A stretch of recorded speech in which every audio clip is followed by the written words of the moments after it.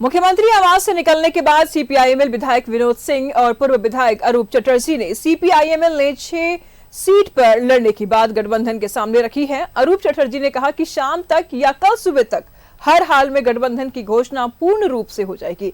विधायक विनोद सिंह ने कहा कि राजधनवार, बगोदर, निरसा, सिंदरी, जमुआ और पांकी में सीपीआईएमएल मजबूत स्थिति में है। जेएमएम के केंद्रीय महासचिव विनोद पांडे ने कहा कि हमें इस बात की जल्दी है कि सारी चीजें जल्द तय हो जाए और बातें लगातार चल रही है।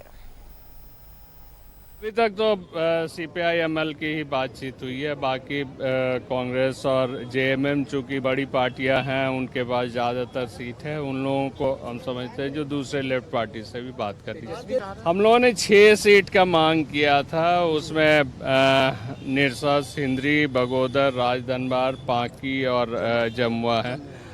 तो इसी को लेकर बातचीत कर रहे हैं।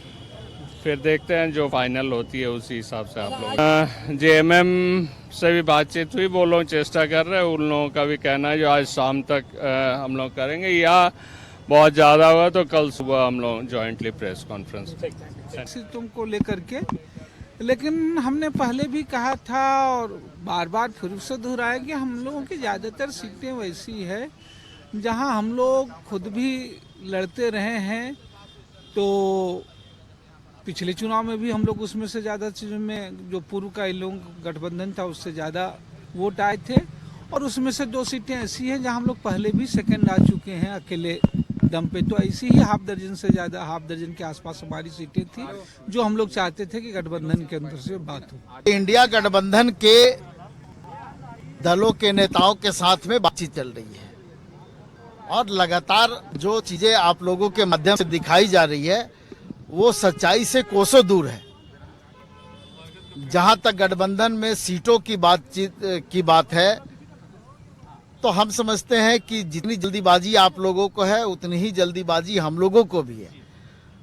सभी चीजें समय पर आप लोगों के सामने भी और राज्यवासियों के सामने भी स्पष्ट रूप से हम लोग रख देंगे।